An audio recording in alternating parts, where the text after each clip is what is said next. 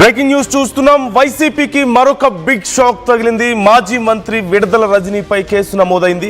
CM చంద్రబాబుపై అనుచిత వ్యాఖ్యలు చేశారంటూ కేసు నమోదైనట్లుగా తెలుస్తోంది. పల్నాడు పోలీస్ స్టేషన్లో రజనీపై ఫిర్యాదు చేశారు. తిరుమల లడ్డు కల్తీ వ్యవహారంలో ప్రజలను తప్పుదోవ పట్టించే విధంగా వ్యాఖ్యలు చేశారంటూ ఈ ఆరోపణలు ఉన్నట్లుగా తెలుస్తోంది. బిఎన్ఎస్ 115(2), 351(2) అలాగే 352(118)(1) సెక్షన్ల క్రింద కేసు నమోదు చేసినట్లుగా తెలుస్తోంది. వరుసగా వైసీపీ నేతల మీద నమోదవుతున్నటువంటి కేసులు చూస్తూనే ఉన్నాం. అంబటి రాంబాబు ఇప్పటికే జైల్లో ఉన్నారు, రిమాండ్లో ఉన్నారు. మరోవైపు విడుదల రజనీ, బొల్లా బ్రహ్మనాయుడిని కూడా ఒక 2 రోజుల క్రితం ఇలాగే టీడీపీ కార్యకర్తలు అడ్డుకోవడం, అక్కడ గొడవ జరగడం మనం చూసాం. ఆ తర్వాత అంబటి రాంబాబు విషయంలో ఎంత పెద్ద గొడవ జరిగిందో మనం చూసాం. ఇప్పుడు విడుదల రజనీ విషయంలో కూడా కేసు నమోదైనట్లుగా తెలుస్తోంది. తిరుమల తిరుపతి దేవస్థానం ప్రసాదం లడ్డు కల్తీ విషయంలో తప్పుడు ప్రచారం చేస్తున్నారని, చంద్రబాబుపై అనుచిత వ్యాఖ్యలు చేశారంటూ కేసు నమోదు చేసినట్లుగా తెలుస్తోంది.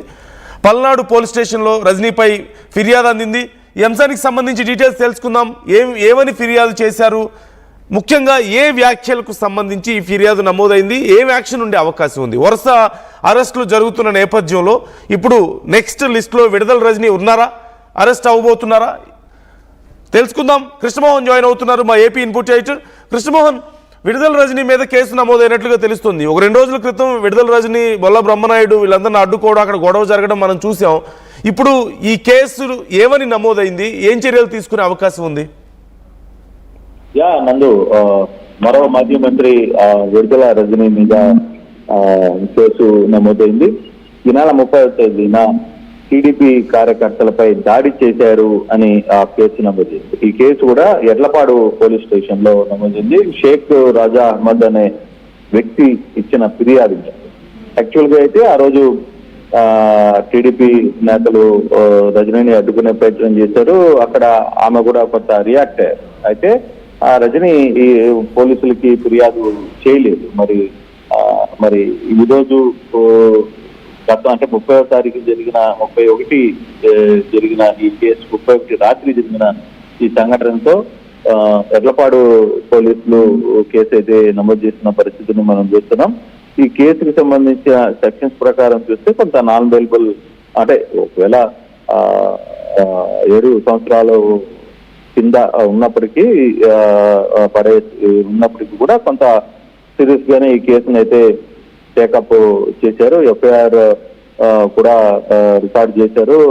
ఎఫ్ఐఆర్ 21/2026 డేట్ 31/1/2026 కింద ఈ కేసు అయితే నమోదు చేశారు. 115/2, 351/2, 352/118/1 with 35 BNS.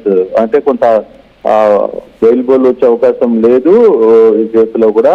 ఏదైతే అంబటికి సంబంధించిన సెక్షన్స్ ఉన్నాయో అలాగే ఉన్నాయి. షేక్ రాజా అహ్మద్ ఈ కేసుని చేశారు. ఆయన ఫిర్యాదు చేసిన నేపథ్యంలోనే ఎడ్లపాడు మండల్ బోయినపల్లి విలేజ్ కి సంబంధించిన ఈ వ్యక్తి ఎడ్లపాడు పోలీస్ స్టేషన్ లో కంప్లైంట్ చేశారు. దీంతో ఈ కేసుని నమోదు చేశారు. అయితే ఈ కేసు ఎలా అంటే దాదాపుగా 4 మీద ఉన్నట్టుంది ఈ కేసు.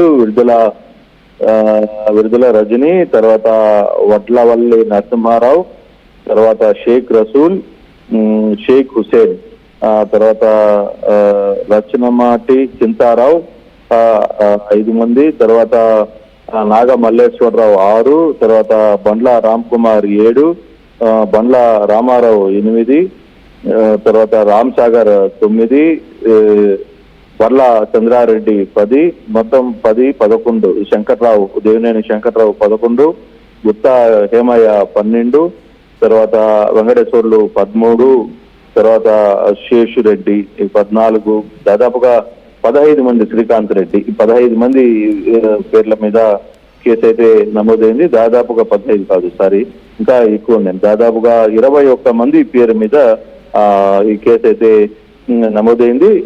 ఈ సెక్షన్స్ కూడా అందరి మీద ఈ సెక్షన్స్ పెట్టారు. 31వ తారీఖున 6:30 గంటల టైంలో beside NH16 road Boyapalem village దగ్గర ఎల్తపాడు మండలం రిపోర్టెడ్ దీనికి సంబంధించిన కేసుకి సంబంధించిన డీటెయిల్స్ అయితే ఆ రోజు టీడీపీ శ్రేణులు కూడా అమ్మటిని అడ్డుకునే ప్రయత్నం చేసి కొంత వాదన జరిగింది. అయితే ఘర్షణ అయితే జరగలేదు కానీ కొంత వాదన అయితే జరిగింది. రజని కూడా ఎక్కడ తగ్గలేదు, కొంత ముందుగానే వెళ్లే ప్రయత్నం చేస్తారు. మరి ఎందుకు రజని ఈ వ్యవహారం మీద ఇప్పుడు దాకా కేసు ఎందుకు కట్టలేదో తెలియదు కానీ ఒకవేళ కంప్లైంట్ ఇచ్చినా వాళ్ళు రెస్పాండ్ అయిపోయి ఉండవచ్చు. కానీ ఈ రోజు నిన్న జరిగిన ఈ 30వ తారీఖు జరిగిన కేసు మీద మాత్రం ఎఫ్ఐఆర్ నమోదైంది. రజని మీద కేసు కట్టారు. తర్వాత సెక్షన్స్ కూడా మనం చూసాం.